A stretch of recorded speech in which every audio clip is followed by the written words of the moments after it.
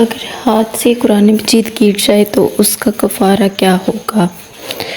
دیکھیں، یہ بہت ہی اہم کوسچن ہے اور ہم لوگوں نے اس کے بارے میں ایک عجیب سا مائنڈ بنا رکھا ہے کہ قرآن مجید ہاتھ سے گر گیا تو اکثر بزرگ کہا کرتے تھے کہ اس کے برابر جتنا وزن کا قرآن مجید ہوگا اتنے وزن کا آٹا دینا ہے یا اس سے دگنا دینا ہے، یا پھر پیسے مسجد میں بچوانے ہیں۔ حالانکہ ایسا کچھ بھی نہیں ہے، نہ تو اس کے بارے میں قرآن مجید میں کچھ آیا ہے، نہ کسی حدیث کی کتاب میں۔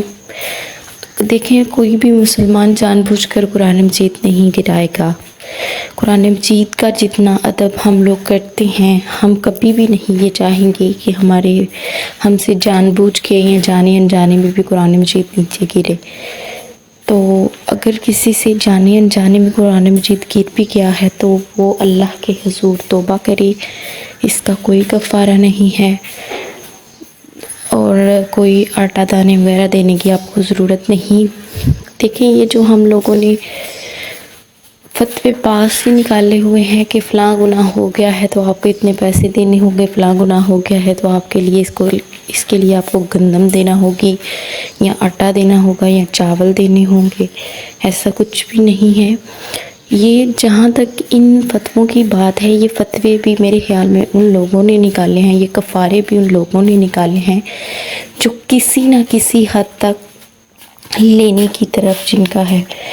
یہ ایک خاص طبقہ جن کا مقصد خاص طور پر مسلمانوں سے مال ہی ہتھیانا ہے، تو انہوں نے اپنے پاس سے ہی ہر کسی یہ گناہ سے منسوب کر دیا، یہ گناہ سرزد ہو گیا تو اس کے لیے اتنے پیسے دینا ہوں گے، یا پھر یہ آپ سے کوئی برا فعل ہو گیا تو اس کے لیے آپ کو اتنے دانے دینا ہوں گے۔ ایسا کچھ بھی نہیں ہے، کیونکہ حدیث نبی صلی اللہ علیہ وآلہ وسلم کے مطابق سب سے بہترین کلمہ لا الہ الا اللہ اور سب سے بہترین دعا استغفار ہے۔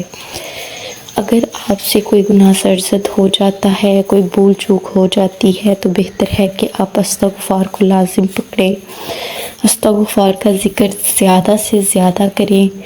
یہ مال دے کر آپ کفارہ نہیں کر سکتے۔ ہاں، ادھر اگر پوچھا جائے ان لوگوں سے کہ فلاں غلطی سرزد ہو گئی ہے تو پھر اس کے بدلے میں پیسے یا آٹا دانا کیوں دینا، تو یقیناً وہ کہیں گے کہ صدقات کا قرآن مجید میں حکم آیا ہے تو صدقات سے بلائیں ٹال جاتی ہیں۔ یہ سب کچھ برحق ہے، لیکن کسی ایک بات سے ان کو منسوب کر لینا یہ بالکل غلط بات ہے۔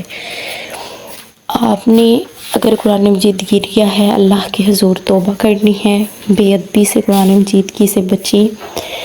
ویسے جان بوجھ کر نہیں گرا تو اس کا کوئی کفارہ نہیں ہے۔